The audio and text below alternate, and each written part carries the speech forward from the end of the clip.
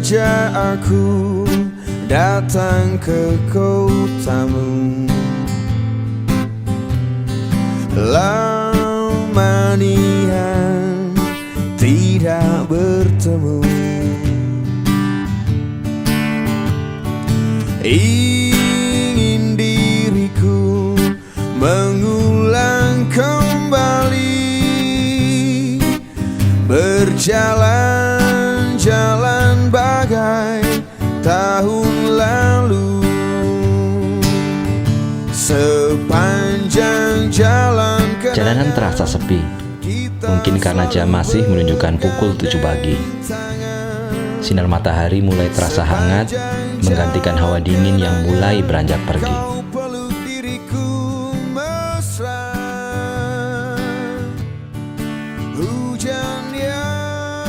Entah berapa kali kami melewati jalan ini, karena begitu seringnya hingga kami malas untuk menghitungnya.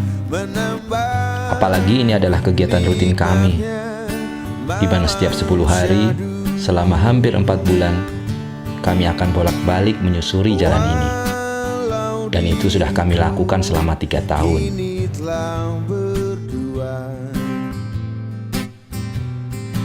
Dirimu pun tiada berbeda. Penyaringan, sebuah desa yang sering kami sebut dalam rapat dan briefing kami selama ini. Desa indah dengan hamparan sawahnya yang luas. Desa tempat kami belajar untuk menguji atas apa yang kami yakini. Desa tempat berkumpulnya petani tangguh yang tak pernah mengeluh.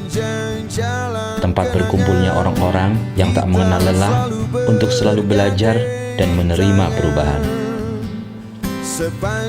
Ini adalah cerita kami yang akan menjadi cerita kita bersama, tentang apa yang kami lakukan dan kami harapkan di desa penyaringan yang penuh harapan ini.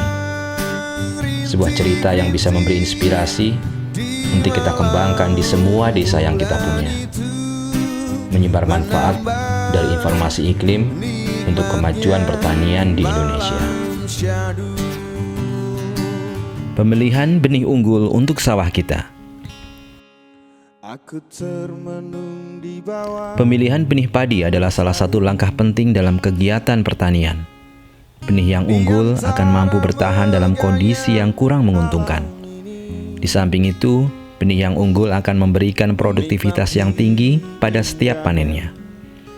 BPTP Provinsi Bali sebagai lembaga pengkajian, perakitan, pengembangan, dan diseminasi teknologi pertanian pada Sekolah Lapang Iklim Bali memberikan bantuan berupa 4 jenis benih unggul padi, diantaranya Pioni 63, Inpari 30, Inpari 32, dan Inpari 16 yang akan ditanam dengan sistem tanam tabela dan tapin.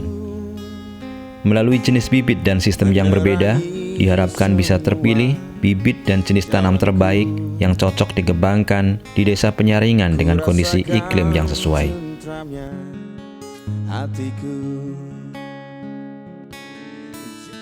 Pertemuan 10 harian yang dirindukan. Pertemuan dasarian, begitu kami menyebutnya. Waktu tersingkat dalam istilah iklim yang kami gunakan untuk memberikan informasi perakiraan iklim untuk para petani.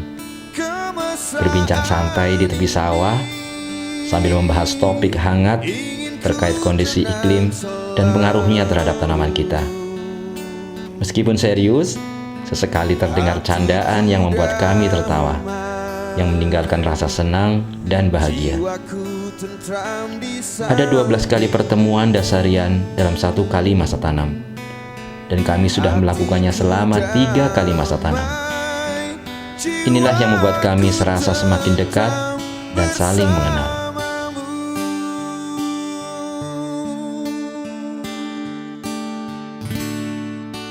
Pengamatan agroekosistem dengan aplikasi Kimono. Pertemuan dasarian kami lakukan sesaat setelah matahari bersinar. Udara sawahan sejuk membuat kegiatan ini serasa tempat healing bagi kami. Saat bau tanaman dan tanah berbaur menjadi satu dalam penciuman memberikan nuansa kenyamanan yang mahal. Sementara embun di pucuk daun berkilauan laksana permata diterpa sinar matahari pagi yang berwarna jingga, menambah kesyahduan suasana pagi di sawah.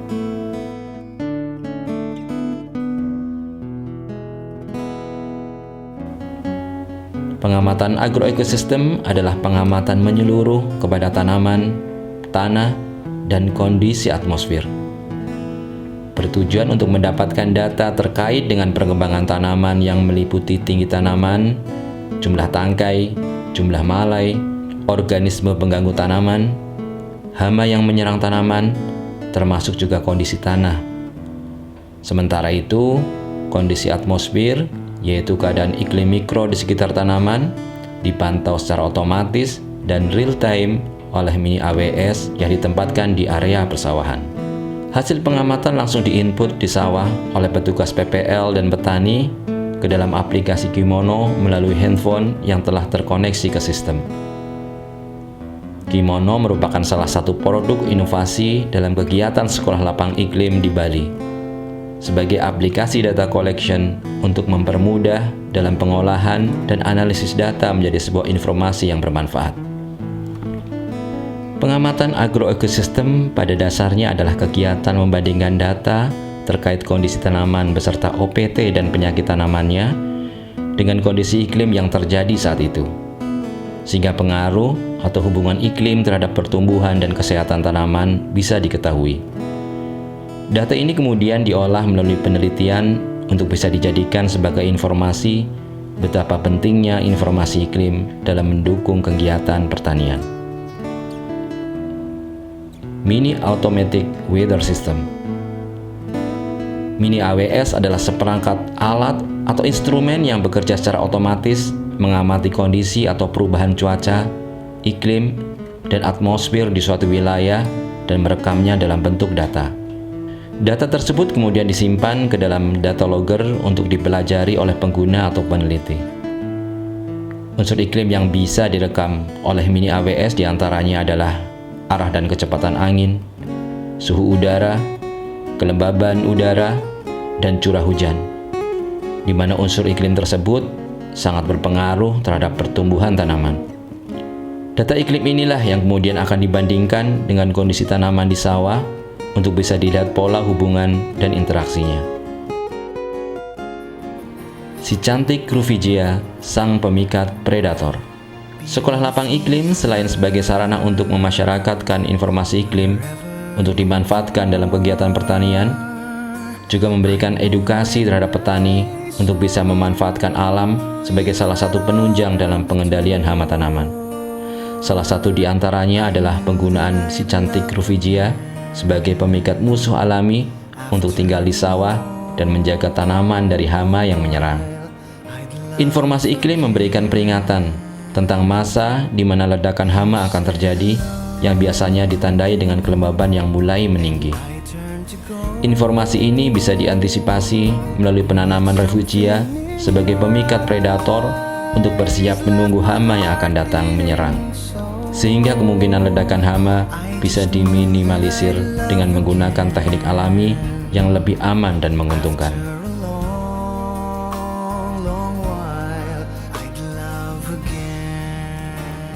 Feromon, cairan sakti penarik hama.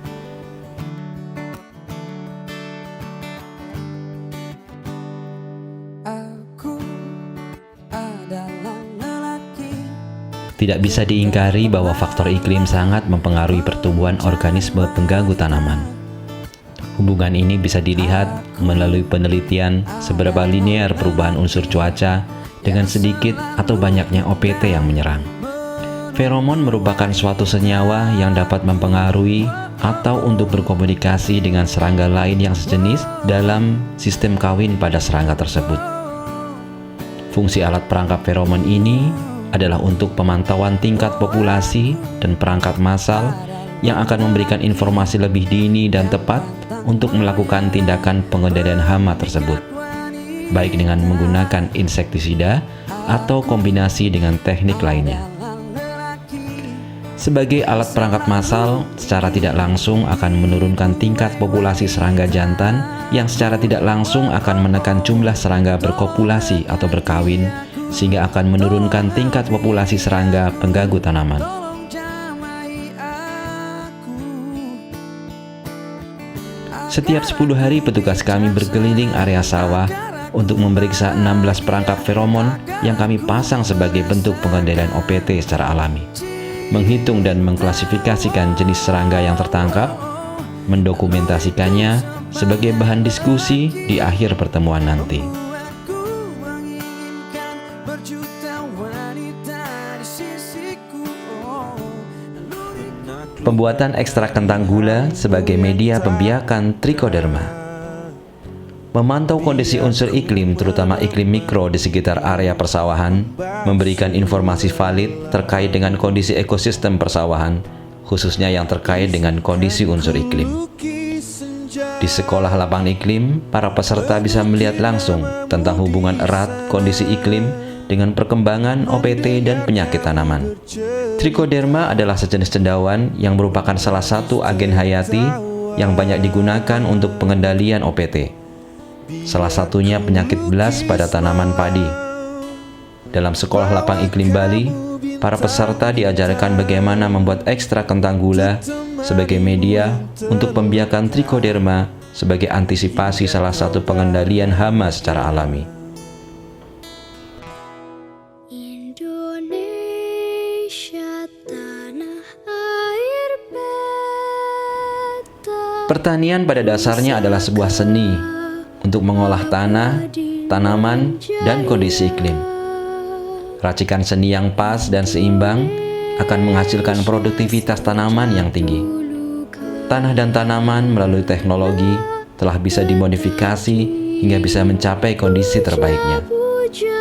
Berbeda dengan iklim, memodifikasinya adalah hal yang mustahil atau butuh biaya yang sangat besar.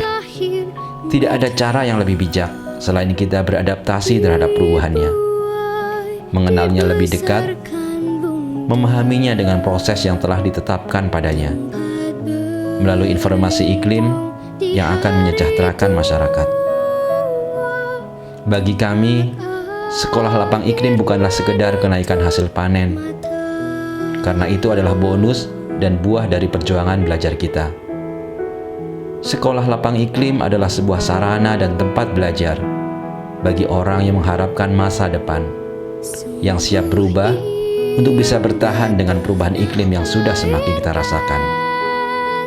Sekolah lapang iklim adalah harapan bagi semua orang pemilik masa depan.